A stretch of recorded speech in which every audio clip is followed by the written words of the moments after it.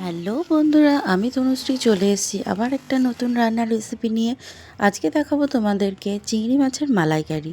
তো তার জন্য একদিকে আমি গ্যাসে কড়াইয়ে একটুখানি সর্ষের তেল গরম হতে দিয়েছি, আর ওদিকে চলো দেখিয়ে দিই রান্নার জন্য আমার কী কী লাগছে। চিংড়ি মাছগুলোকে নুন, হলুদ, লঙ্কার গুঁড়ো দিয়ে মাখিয়ে রেখেছি। আর এদিকে লাগছে আমার নিয়ে নিয়েছি সাদা সর্ষে, কালো সর্ষে আর পোস্ত বাটা, নিয়ে নিয়েছি কাজু বাদাম বাটা, একটা কাঁচা লঙ্কা, অল্প নুন, একটুখানি কাশ্মীরি লঙ্কার গুঁড়ো, টমেটো বাটা আর আদা রসুন পেঁয়াজ একসঙ্গে বেটে রেখেছি। আর নিয়েছি নারকেলের দুধ। চলো রান্নাটা শুরু করা যাক। কড়াইয়ে তেল গরম হয়ে গেছে, এবার আমি চিংড়ি মাছগুলোকে একটা একটা করে ভেজে নেব। চিংড়ি মাছের মালাইকারি খেতে কার কার ভালো লাগে একটু কমেন্ট করে জানিও বন্ধুরা। দেখো মাছগুলোকে এপাশ ওপাশ করে আমি ভালো করে ভেজে নেব। খুব বেশি কড়া করে ভাজবো না, তাহলে মাছগুলো শক্ত হয়ে যাবে। মোটামুটি মিডিয়াম করে ভাজতে হবে। বেশি কড়া করে মাছ ভাজলে মাছের ভেতরে ভালো মতো গ্রেভিটা ঢোকে না, তাতে খেতে অতটা ভালো লাগে না। মাছগুলো আমি এখানে ভেজে নিচ্ছি, ভেজে আমি তুলে রেখে দিচ্ছি।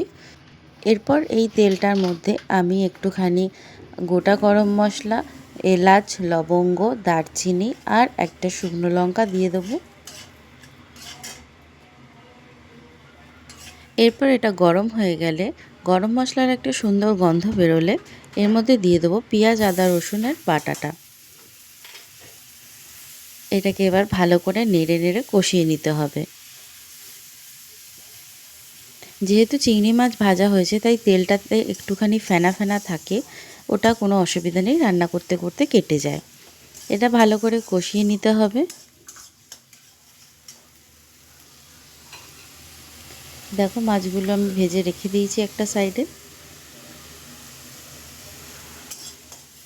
পেঁয়াজ, আদা, রসুন বাটাটা ভালো করে কষানো হয়ে গেলে আমি এর মধ্যে দিয়ে দিচ্ছি টমেটো পিউরিটা। টমেটো পিউরিটা দেওয়ার পরে ভালো করে কষিয়ে নিতে হবে, টমেটোর কাঁচা গন্ধটা চলে যাওয়া অবধি।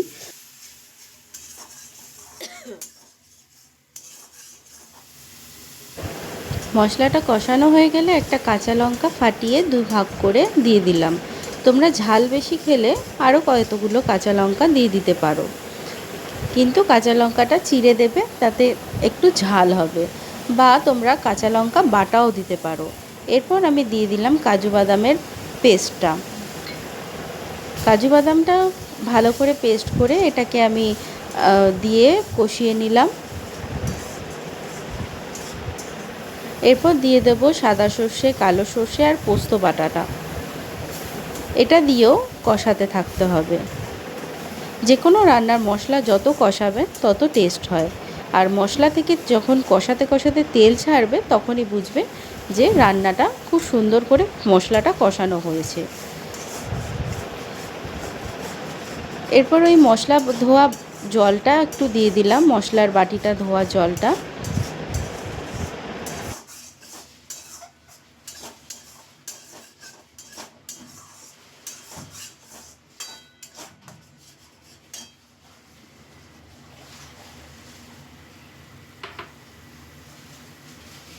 দেখো সবাই মশলাটা কত সুন্দর কালার হয়েছে, কত গাঢ় হয়ে গেছে আর একদম শুকিয়ে গেছে, কড়াই থেকে ছেড়ে যাচ্ছে আর হালকা হালকা তেলও বেরিয়ে গেছে।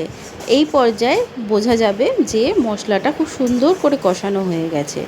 এবার আমি দিয়ে দিলাম নারকেলের দুধটা। নারকেলের দুধটা দিয়ে ভালো করে মশলার সঙ্গে মিশিয়ে নিতে হবে।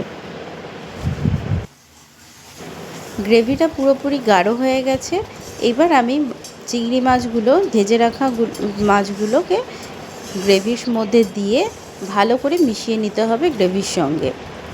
মাছগুলোকে গ্রেভির সঙ্গে ভালো করে মিশিয়ে নিয়ে খানিকক্ষণ, মোটামুটি 5 মিনিট মতো আঁচটা কমিয়ে আমাদের ফুটতে দিতে হবে, যাতে মাছের ভিতরে, চিংড়ি মাছগুলোর ভিতরে গ্রেভির পুরো মশলাটা, তেল, নুন, ঝাল সমস্তটা ভালো মতো ঢুকে যায়।